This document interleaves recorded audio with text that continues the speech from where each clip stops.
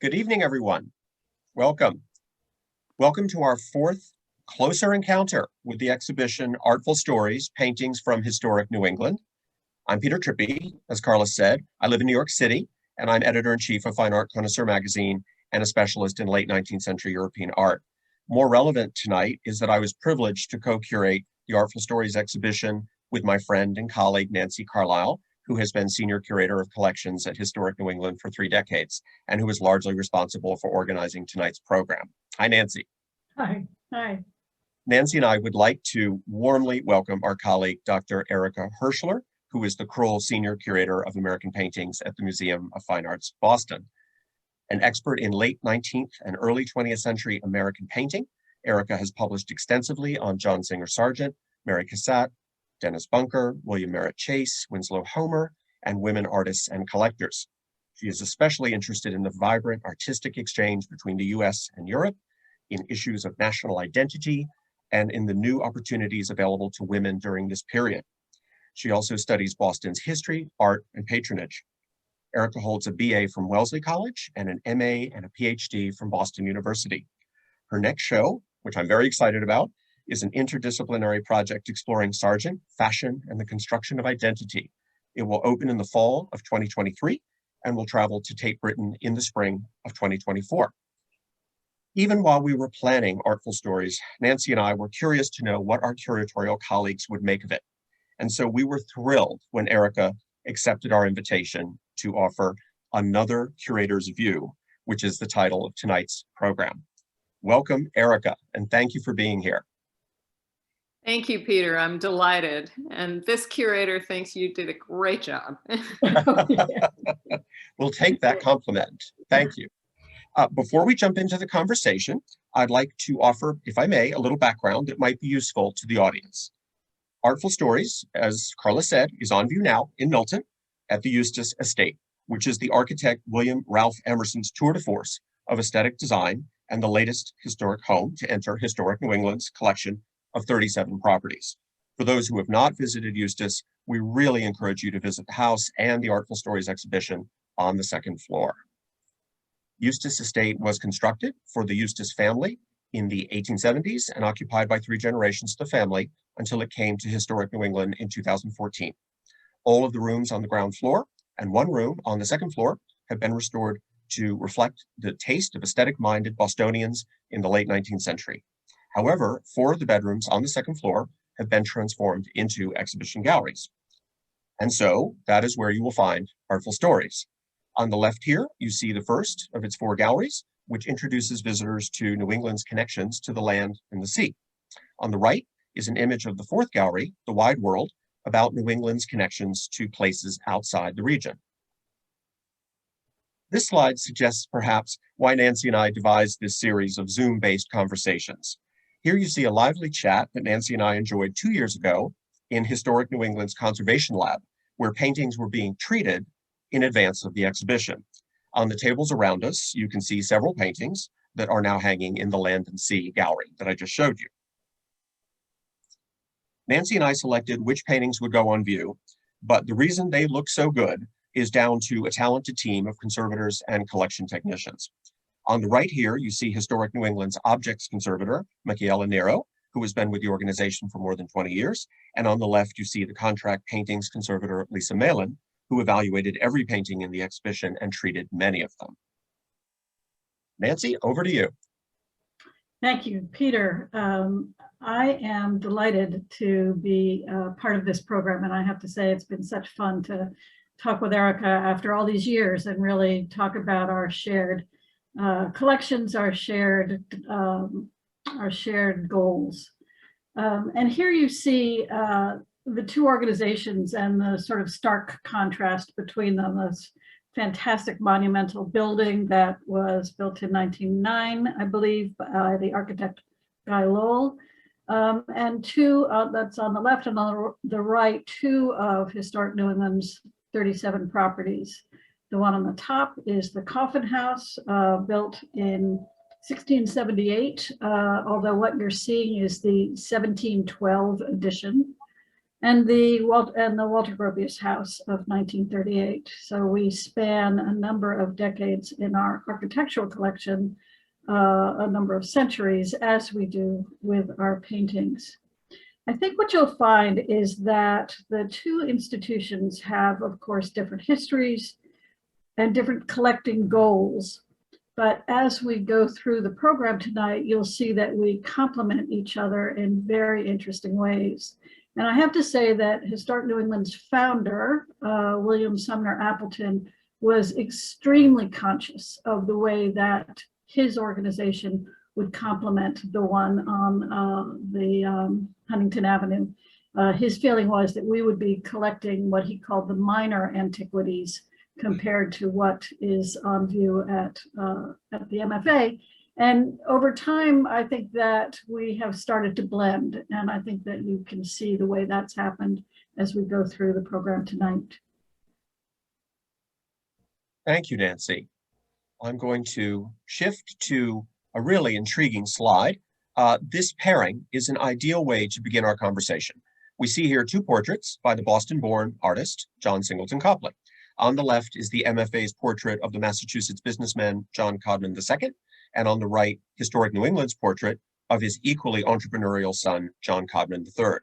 The Codman family figured prominently in the development of both organizations, and indeed they donated the Codman estate in Lincoln, Massachusetts to Historic New England in the late 1960s.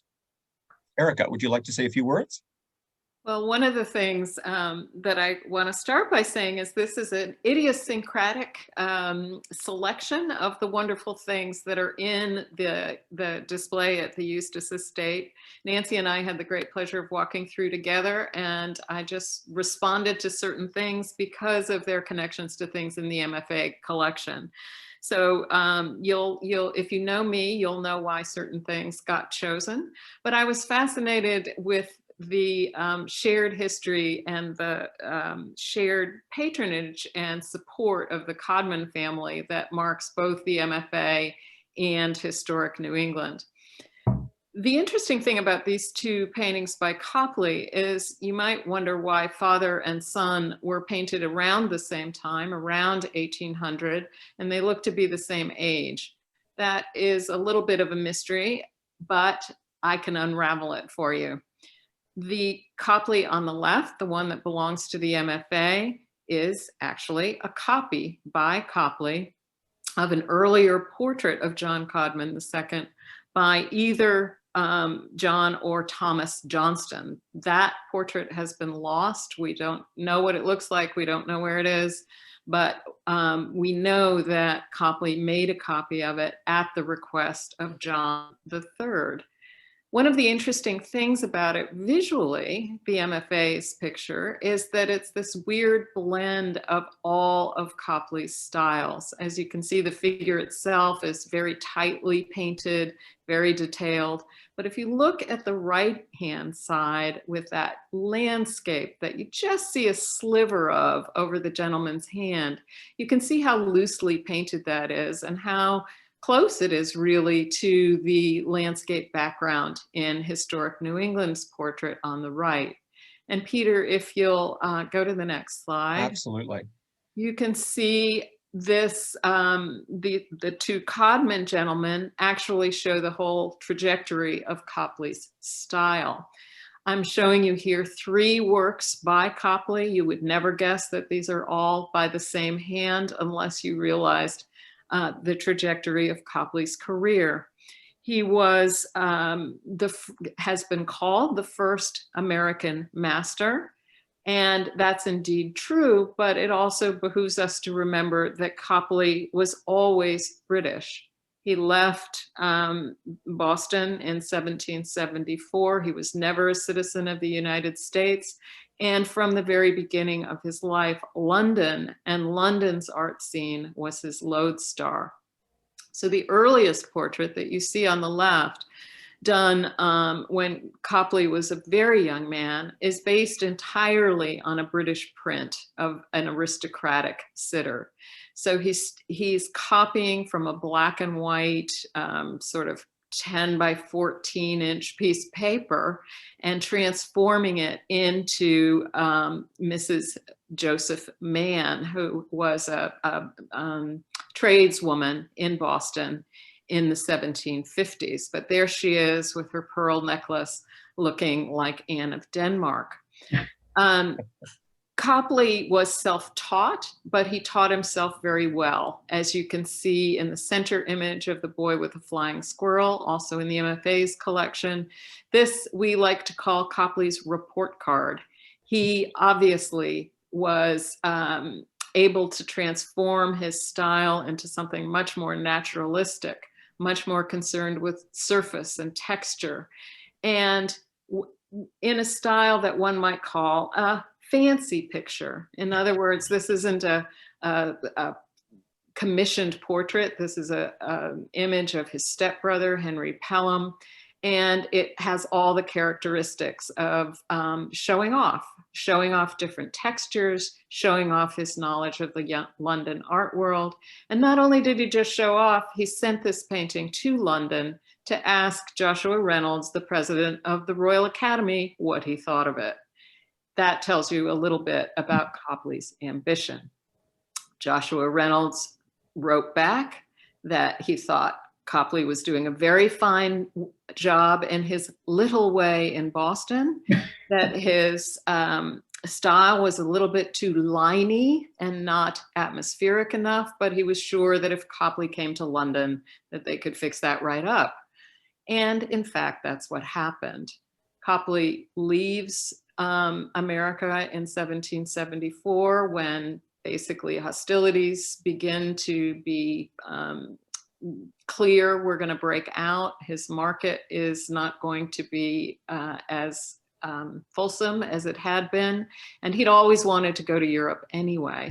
The portrait that you see on the right of John Quincy Adams is a quintessentially British Copley from 1796. And again, you see that very feathery landscape and loose painting style that marks Copley's British work. That's very, very different from his American paintings. Nancy?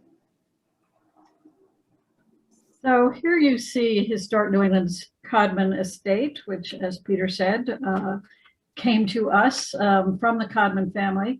The house does not look like it did when John Codman II was alive and visiting it. He would have known the family that owned it then, the Russell family. And as you can see, the house that the Russell family built is quite different than what you see now. What you see now is largely the product of John Codman III, who married the Russell's daughter and gained not only the property, but a fair amount of wealth as well, which enabled him to hugely expand the size of the house. Most of what you're seeing is John Codman's expansion. Behind the third chimney was added later, but Codman was very house proud and was preserving this house for his son. So the best thing that relates the MFA and the Codman house is this fabulous little tiny sort of, I would say 4-inch by 4-inch still life of a corkscrew. And the story is that Copley went out to visit the house. Copley had been commissioned to, sorry, I'm having a little computer thing happening here. Copley had been commissioned to paint Dr. Charles Russell, the original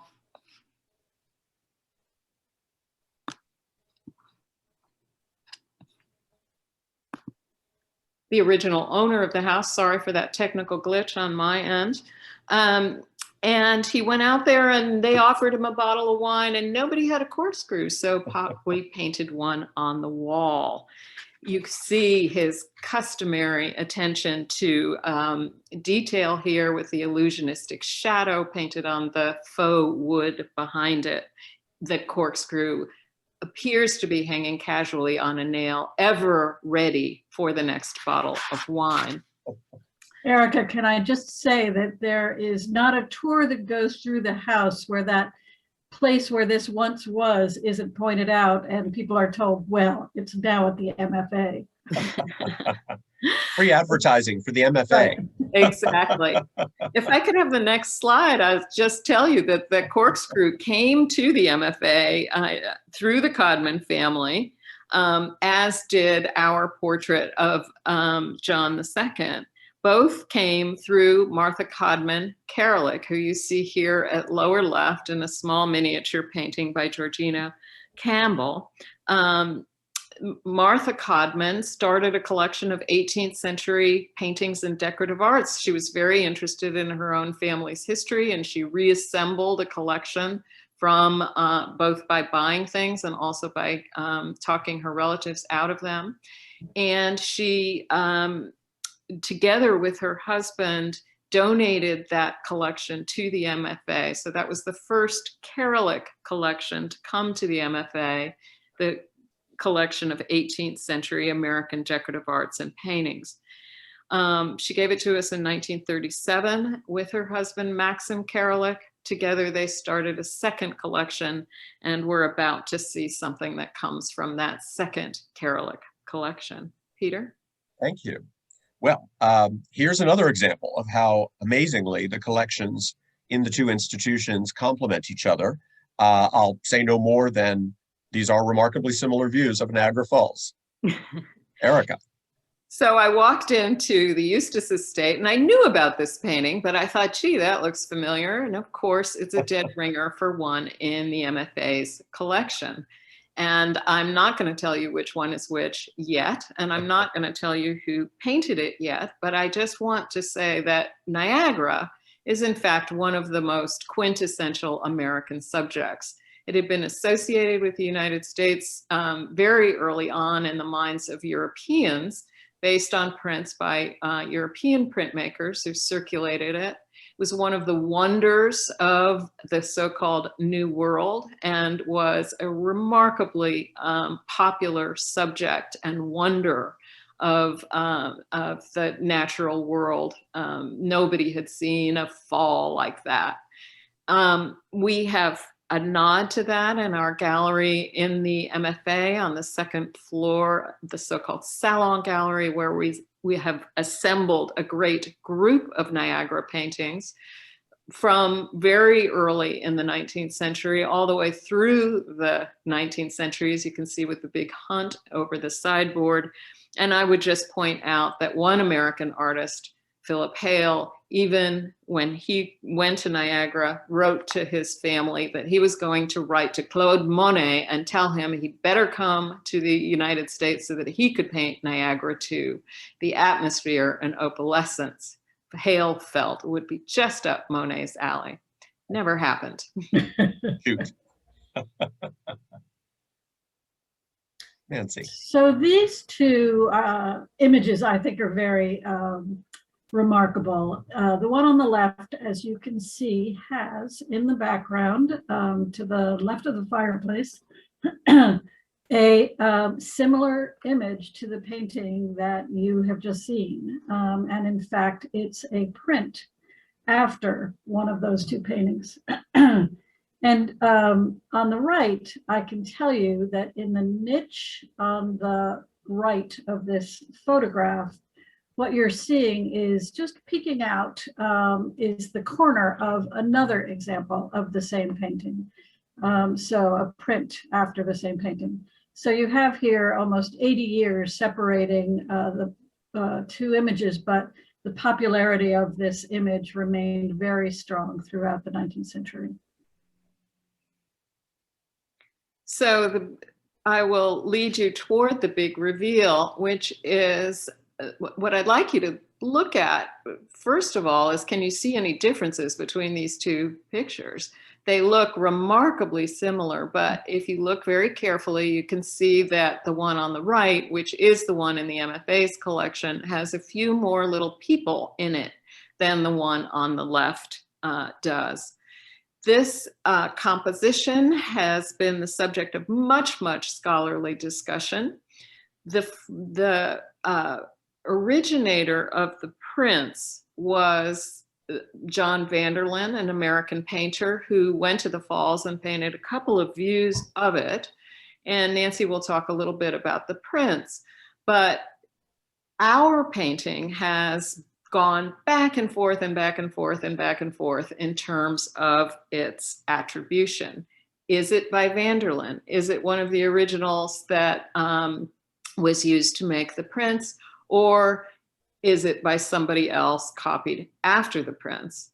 So we, as I say, have gone back and forth on this. It has been assigned to Vanderlyn. It has been assigned to several artists. It is now assigned to Samuel F.B. Morse, the inventor of the telegraph, who only began to fiddle around with that stuff after he realized he was never going to make enough money as a painter.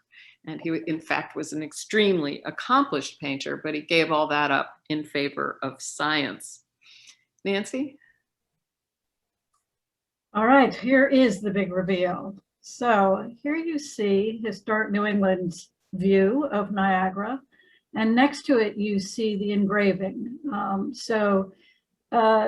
As Morse learned, it's hard to make a living as a painter, and Vanderlyn figured out early on that one of the things that would help is if he painted images that were monumental, that people were interested in. So he is, I believe, the first American artist to make his way to Niagara and do multiple sketches, and then come home and do an exhibition painting. This was heading back to New York City at the time. And he painted a view identical, nearly identical to what you're seeing, except much, much larger. I think that the understanding is that the exhibition painting was 4 feet by 8 feet, and ours is considerably smaller than that. He painted multiple copies because it was a popular image, and ours, we believe, is one of the copies. There's a Vanderlyn expert who has seen it and who feels confident that ours probably is. One of the things that is different in the print that you see on the right is the rainbow, but in fact, sadly, ours has been overcleaned over time, and there are still traces of the rainbow, but you can barely see it even in person. So Vanderlyn takes his sketches and heads to London and creates an image that I think he decided to enliven by adding a few more people to it. And it becomes extraordinarily popular so that you see it in those two houses over an 80-year time span. And you see Morse's and others, many copies. I'm sure that Erica has the same experience that I do, which is that people are often bringing us their painting of this image. And almost every time you can tell that it's by an amateur who is copying a print. And rarely does it have the quality of ours or the MFA's. So here's the MFAs again on the left, and you can see that it exactly mimics the personnel who appear at the edge of the cataract here in the print on the right. It's interesting to think about who those little figures actually are. There are a few of them who are Native Americans, therefore completely identifying this as a New World scene. They are often added to indicate that this is an American scene as opposed to a waterfall anywhere else. And then the other people who are sort of about to fall into the gorge are sightseers. And in fact, the whole tourist industry around Niagara starts very early in the 19th century, in about the 1830s, when our painting by Morse was made. It always amazes me that the attribution was so controversial and went back and forth so many times, because in fact, the back of our painting says Samuel F.B. Morse on it. We were interested also in the idea of copying, because the Morse is a wonderful thing. It doesn't really detract from it that it is related to this print. And we have to think about an age now when copies are held to be less important than the one original, but that wasn't always the case in the history of art. And that's something that we've been thinking about a lot together. And as you will see in the next slide. Well, that is indeed the perfect segue. Thank you, Erica.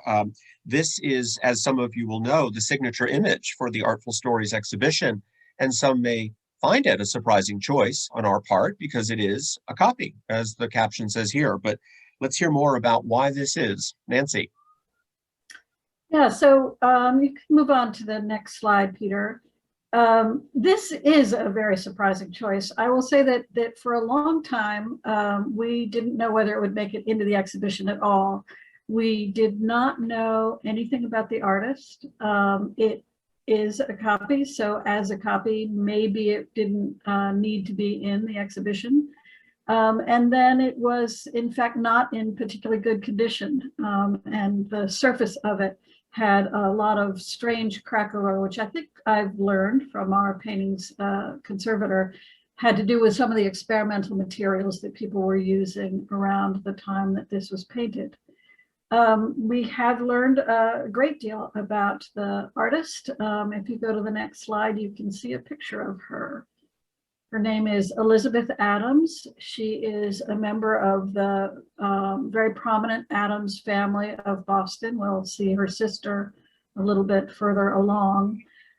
She was a student at the first really progressive school for girls in Boston. And at that school, her teacher taught her and her classmates that they had a right to pursue careers. And she took that to heart. The problem was, while she knew she wanted to be a painter, there was no way for her to learn how to become a painter.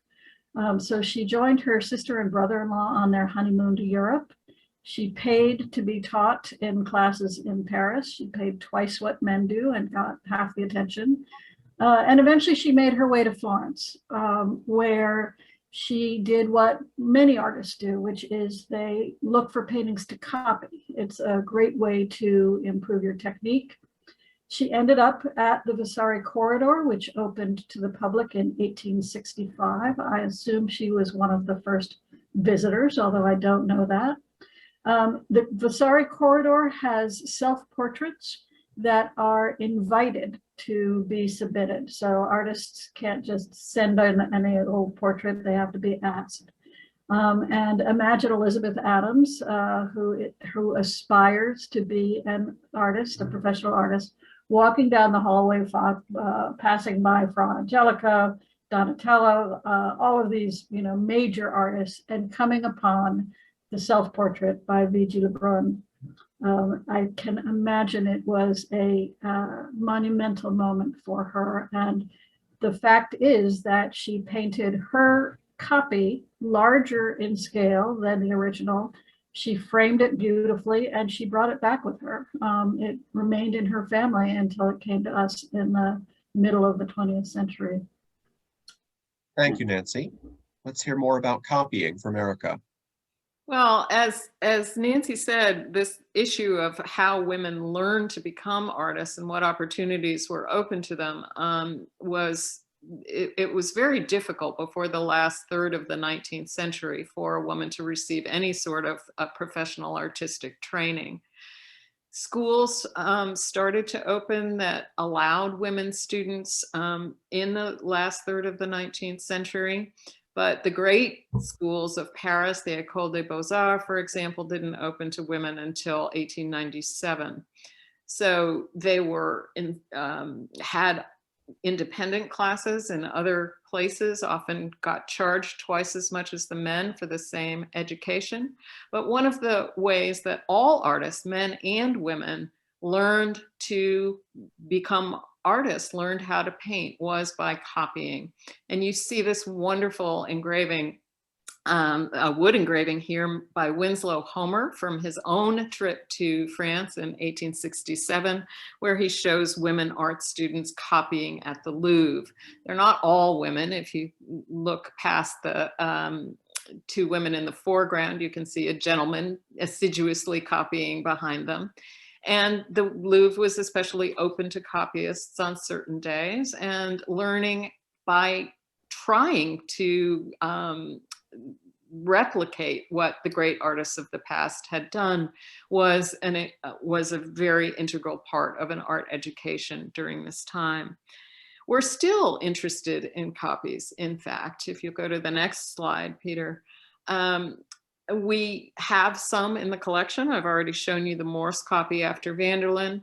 This is another Morse copy. This is Morse's small scale copy after an enormous painting by Tintoretto in Venice, The Miracle of St. Mark, that he painted in 1831, the same year that he painted the Niagara Falls picture.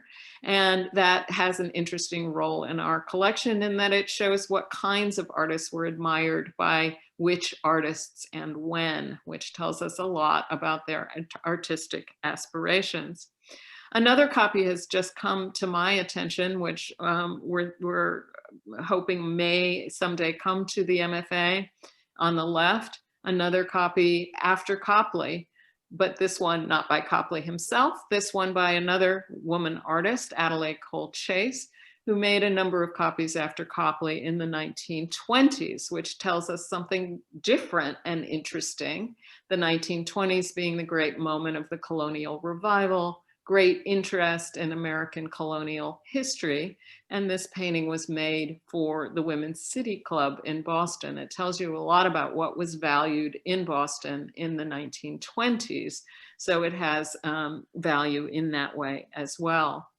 I would also point out that when the MFA opened on July 4th, 1876, the centennial of the Declaration of Independence, one of our founders, Charles Callahan Perkins, didn't think the MFA was ever going to be able to afford originals anyway, and even wrote a long article about how there could only be one opinion, and that having copies after the greatest works of art in the world, whether they were plaster casts or copies in either drawing or in oil paint of these great works, like the Tintoretto, for example, would be a much better thing for educational reasons than what he felt that we would be able to afford in terms of original works of art at that time.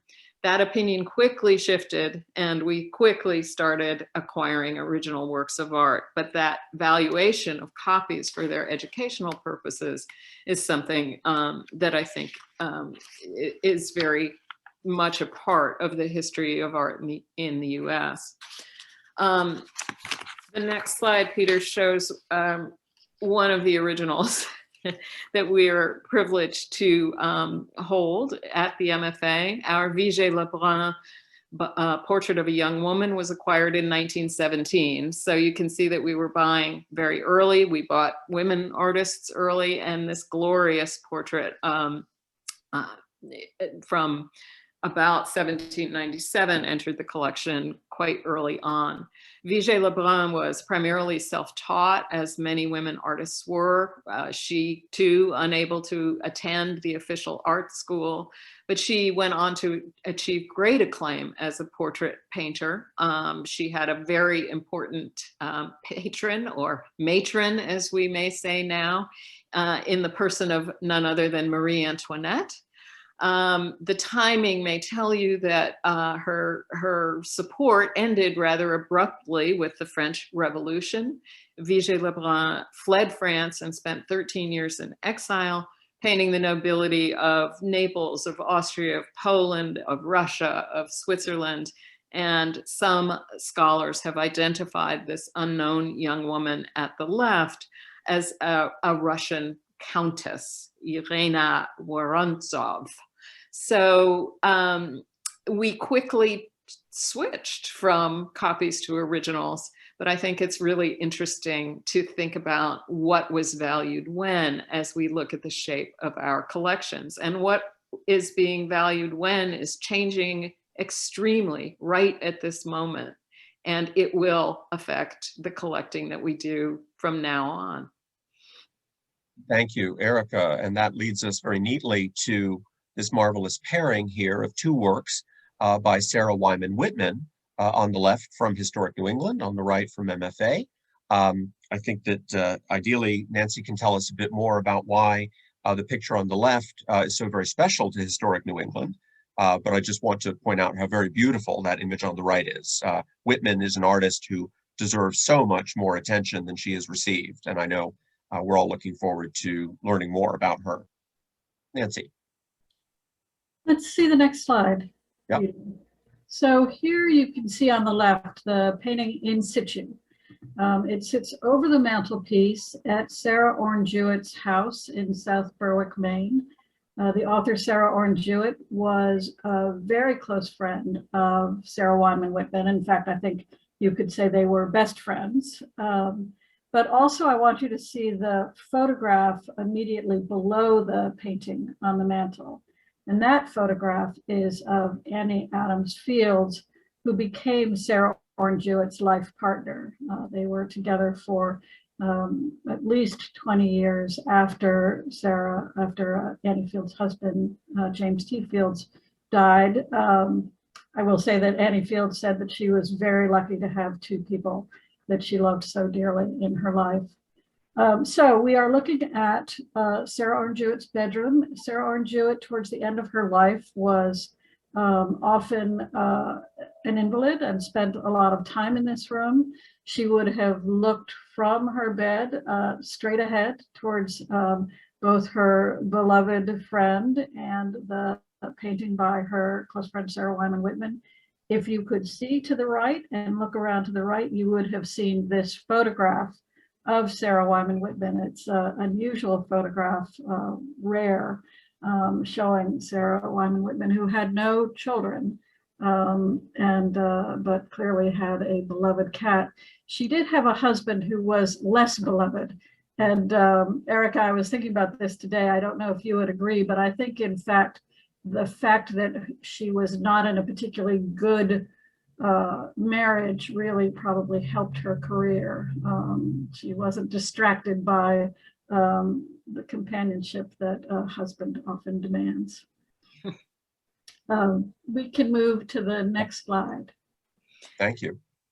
So I think that part of the reason that Whitman's been underserved, as we have come to say, is because she was active in so many different media, and often artists who interests and talents span a great number of different things are often, especially if they're women, dismissed as dabblers, that they're not really serious, that they hop from one thing to the other. But in Whitman's case, she was just incredibly talented in the way that an artist like John Lafarge, for example, is never sort of put down for having been interested in both glass and in painting and in decoration. But Whitman, I think, will have her day. There's certainly a lot of people interested in her book cover designs. She made many, many, many for her friend Sarah Orne Jewett, as you can see in the first book in this series, but also others. Beautiful decorative designs. She was one of the chief book cover designers for the Boston publisher Houghton Mifflin, making hundreds of different covers. And part of the reason that she wanted to do this was because she was a big believer in having art be a democratic thing, that it should not be only reserved for rich people, but art should be something that anybody could hold in their hand. And in a book cover, she felt that it was a very wide audience.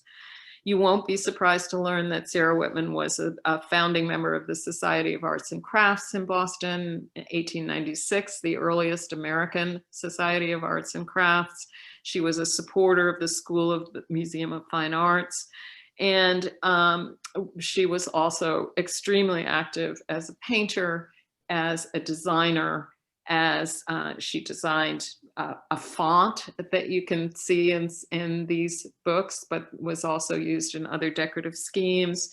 She designed tombstones, she designed silver, and as Nancy's about to show us, several other works that are in historic New England's collection. That's right. So like John Lafarge, with whom we believe she trained, she was someone who worked in stained glass. And we are in the slide on the left, back at the Sarah Orne Jewett house. This is a stained glass window in the pediment in the second floor hall, and designed exactly for that location. You can see that the arch at the top matches the arch of the window, and it looks out, in fact, onto Sarah Orne Jewett's garden, where there would have been yellow lilies like this one. And on the right is a fire screen that Whitman designed as a wedding gift for her friend Charles Eliot Norton's son. Charles Eliot Norton co-founded the Boston Society of Arts and Crafts with Whitman.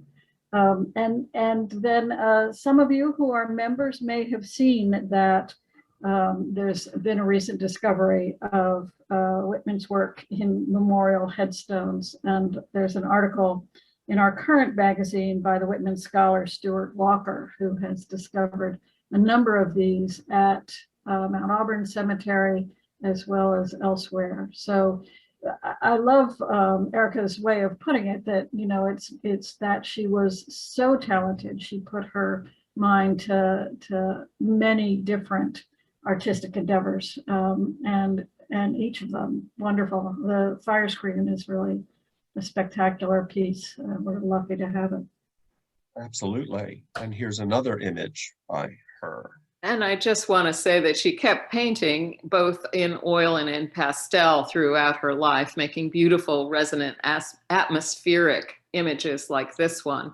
I also don't want to imply that she only did domestic stained glass. Those of you who have ever been in Memorial Hall at Harvard might see her monumental memorial window to Martin Brimmer.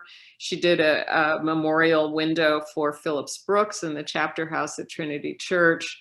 She made a monumental window for the 1904 World's Fair that is now in the collection of the Schlesinger Library at Radcliffe. So she did do monumental public glass, as well as the smaller pieces like fire screens and plaques. Thank you, Erica. Well, another American, Bostonian, in fact, who traveled abroad a great deal was this artist, Edward Darley Boy. We are looking here at, on the left, an image in the exhibition of the harbor at Saint Servan, which is, as you can see, thanks to Erica's good research, illustrated here on a map on the right. This was very much a playground for the wealthy in the second half of the 19th century. So it makes sense that Boyd was here. There were lots of other expats around as well. So I'll let Erica tell us more. So the MFA has a big selection of works by Edward Darley Boyd, and part of the reason, if you'll go to the next one, is he's a gentleman we know very, very well. You may recall that he was a friend of John Singer Sargent. You see here on the left Sargent's portrait of him, still in a private collection, but also in his daughter Julia's portrait of him, which is a more recent gift to the MFA. Julia Boyd made very many both beautiful and also sort of fun caricatures of her family and friends. But if the name is sounding familiar to you, it's because if you go to the next slide, Peter, this is Boyd's daughters. Boyd was a painter, established himself quite successfully at the beginning of his career. He was a lifelong friend of Sargent's, and obviously had a lot of artistic insight to let Sargent paint his four daughters in such an unusual way. Could I have the next, Peter? But he was very accomplished himself. The watercolor of the Place de l'Opéra that you see at the upper left is a very finished work that Boyd exhibited at the same Paris Salon where Sargent debuted the portrait of Boyd's daughters. So here they are both exhibiting in 1883. At the lower right, you see a later image of Lago de Garda by Boyd. Boyd and Sargent held 2 joint watercolor exhibitions together. And if it weren't for Boyd, I don't think Sargent would have bothered to have watercolor exhibitions. And the MFA is very pleased he did, because we bought out the second one entirely. And that is the great body of our Sargent watercolors, which I hope some of you may have seen in an exhibition a few years ago. Thank you, Erica. I'm so glad that you've selected these travel-oriented images, underscoring that point about Boyd being a man of the world. The scene that we have in the exhibition of Dinard in Brittany is so very beautiful, and a reminder of his great skill, but also his moving around the world, looking closely at what he saw. Last but not least, in our selection of highlights and interesting juxtapositions is the work on the left. This is by Gertrude Fisk, as you can see, in the collection of Historic New England. And wonderfully on the right is a photograph from the MFA's collection of the artist, Gertrude Fisk. It's worth pointing out that behind her is the quilt, which also appears in the painting at left. So this is a really remarkable woman, great talent, who was benefiting from the path that had been carved out by her female predecessors. We've heard some stories about them, and now we can focus on Fisk. Nancy. We can move on to this slide, which I like to show because, as Peter said, Fisk really was the next generation, or the generation that stood on the shoulders of the 2 generations that preceded her. She trained at the Boston Museum School under Tarbell and Benson, and also in Ogunquit under Charles Woodbury. And she really combined the styles of the 2. But I like this combination of images, only one of them, ours, because you can see that she used an elderly male model, in the same elderly male model, in all 3 images. And in that, she has moved really very far from the Boston Museum style, the Boston School style, which tended to prefer lovely young women in very genteel surroundings.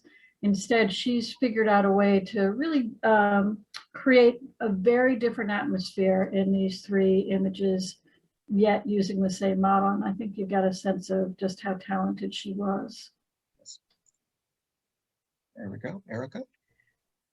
So I've been interested in Fisk for quite a long time, and I would just note that the 3 images of the same model Nancy just showed are another sort of interesting aspect about looking at works by these women artists who are active in the late 19th and early 20th century, because the idea of a woman artist having a male model in her studio that she would paint repeatedly is the sign of a professional artist.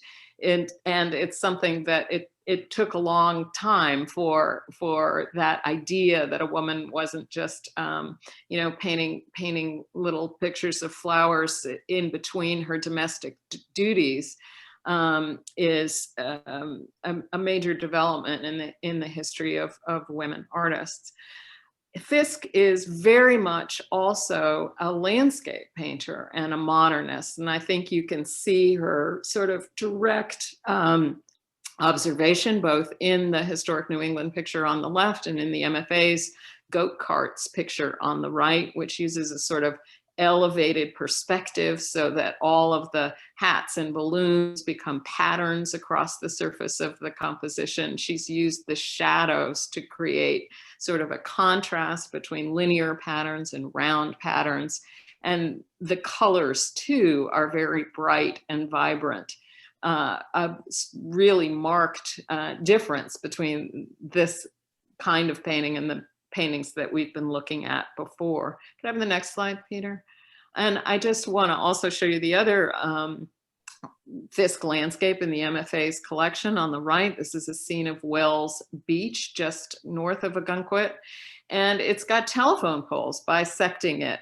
Most artists would have probably edited that out, but Fisk is much more committed to the modern world than the more typical Boston painters who were sort of trying to make the old times last a little bit longer, if we can say.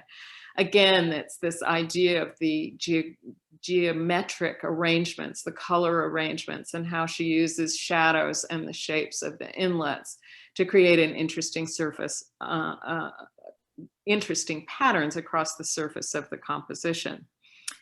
What we see in pictures like these is really the advent of a new age. You see modern leisure entertainments. On the left, and the go-karts is probably at an amusement park or a beach where you could rent and ride around in these little carts. On the right, the development of Wells and Ogunquit as a leisure community, and also a center for a quite modern group of artists, as you can see if you ever go to the Ogunquit Museum of American Art.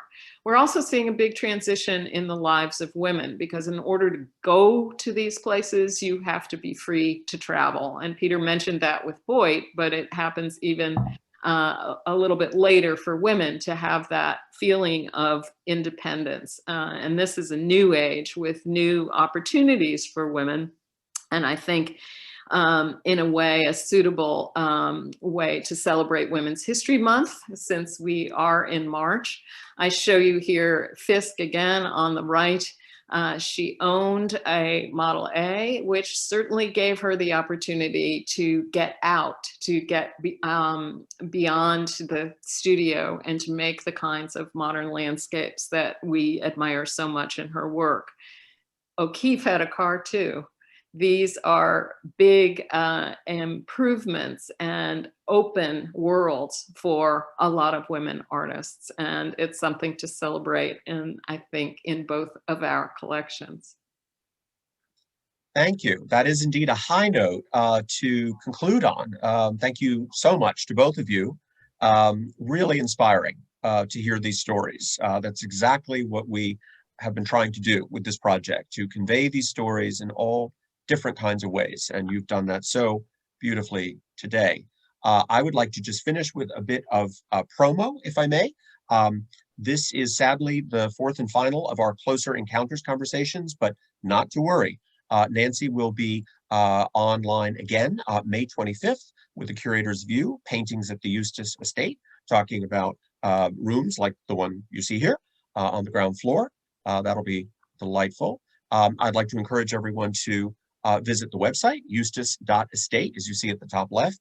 There's so much information about the property itself, its history, its interiors, and then very wonderfully, a very in-depth website devoted to the exhibition with detailed information about each of the artworks in the show, going really quite far down into backstories regarding how they came to be with us, where they are now, comparatives, etc.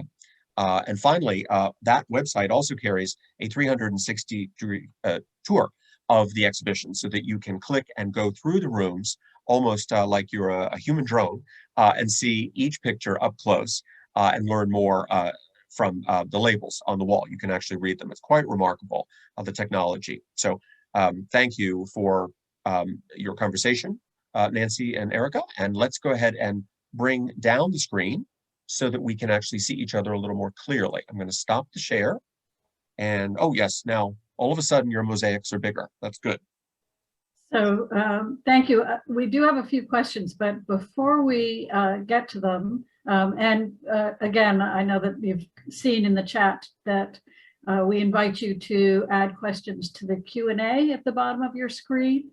Erica, I wonder whether, and this is impromptu, it might not be fair to ask you this, but I wonder whether, aside from the fact that we had such fun going through the galleries together, whether you were surprised by what you saw, or whether you knew that Historic New England's collections included the sorts of things that you saw in the galleries. Yes and no. And I'll tell you why. I knew historic New England had wonderful things. I've been to many of the houses. And of course, Nancy, you and I have worked together before, and I've had the opportunity to talk to you about your collections. And of course, our file on the Morse is full of information about your Right. your Vanderlyn of Niagara Falls. So we have been working together for a while, but I would say the big difference for me was the opportunity to really look at the paintings outside the environment of the domestic interiors in which they usually appear. I'm a huge historic house fan and preservation fan, so I love going to the houses and seeing, seeing how things were actually used in their day, things that were meant to be in domestic interiors, to be shown in domestic interiors. That's something the MFA can only do in the sort of conceit of a period room. Some paintings were made to be in art gallery settings, but some paintings were really meant for a domestic space. And so it's wonderful to be able to see them in the home. But that doesn't mean you get to get your nose up into them the way, curators like me like to do. So the chance to see the collection that you've gathered together at Eustace House really gave me a chance to look at them as paintings in a closer way than I'd been able to do before. So there are pluses and minuses, but I love the chance to really get my face up close. And let me share with all of you that the thing that was surprising to me was how quickly Erica latched on to the 5 paintings that we ended up, or 6 paintings that we ended up talking about today. So it was clear that those connections were strong right from the start. And if I may add one thing, I just want to underscore something Erica just said. The idea of the historic properties and their interiors are quite wonderful, and to see art in them is great because that is how they were lived with. But what a joy to see them separately in a more neutral space. I've been hearing the same thing and seeing the same thing at Frick Madison in New York City. Those wonderful masterworks from the Frick now shown in more simple settings in the Breuer building. And I think that there's some great value in that. We don't want the Frick to disappear. It will return in its old mode. But nonetheless, what a joy to see those pictures up close in that setting temporarily. So here we are doing it at Eustace as well. Right, Nancy. So, one of the questions that we got is whether we know if the male model was a friend or relative of Fisk's. And I certainly don't know the answer to that. Erica, do you have thoughts about it? I don't, because we don't have one of those in our collection. I bet there might be somebody in our circle who does know the answer to that, though. Yeah. Yeah. But in fact, we know that she did use models, right? And so it would not surprise me if he was, although he was very patient for a man through all of those. I'm not going to comment on that, but I will say one of the interesting things, in looking at the literature on another woman artist, Mary Cassatt, there was a moment where every painting that she ever did of another woman with brown hair was her sister, no matter that they looked completely different from one another. And it was this sort of preconception that Cassatt worked within this domestic sphere, and so that her models were family and friends. In fact, she too used professional models, and it's only recently that people are willing to see her that way as a professional who had access to the kinds of resources that her male colleagues also had, models. Another question is, how was the corkscrew that was painted by Copley, how was that removed from the Codman estate? all I can think of is, you know, I got it with my little axe. Do you know the answer, Nancy? Well, I know, when it came. I can tell you when it happened, which was decades and decades before the house came to Historic New England. And it happened with the oversight of a Codman family member who had it cut from the door and transferred to the MFA, and a patch in place so that the door does not look disfigured. If you go see it today, you would not know what was missing. But yeah, I think the only way to get it out is to cut it out. Right. I would also add that the course group came to the MFA through the Codman family, so it was sanctioned at least. That's right. That's right. And then I think the last question that we have tonight is, other than, I will say, a number of very kind comments, which we appreciate very much. Thank you. It's been a fun project for all three of us, I'd say. Yes, it has. The final question is whether the Fisk paintings are on view at the MFA. They are indeed. The Wells Beach picture is on view in Women Take the Floor, a 20th century takeover of the third floor of the Art of the Americas wing, which is on view into November. And the other one is also up in one of the lobby spaces, I believe on the second floor. Wonderful. So I hope everybody goes to Eustace House, and I hope everybody comes to the MFA. We're all open. This is the thing, and I feel very confident about the safety measures that are in place, and highly recommend visits to both places. Agreed. Absolutely true. And I think this idea of synergies, of connections between collections that we sometimes think of as very separate is exciting. And hopefully we can do more of that in our field generally. And thank you, Erica, for being so collegial all the way through this process. It's been a joy working with you in the last month, but certainly we've been turning to you for advice here and there all through this exhibition preparation period. And I know Nancy and you go way back as well. So thanks. And we can't wait to see Sargent in fashion, by the way. I can't wait to see it either. Thank you so much. It's a joy. Thank you. Thank you to everybody. Thanks for being with us. Good night.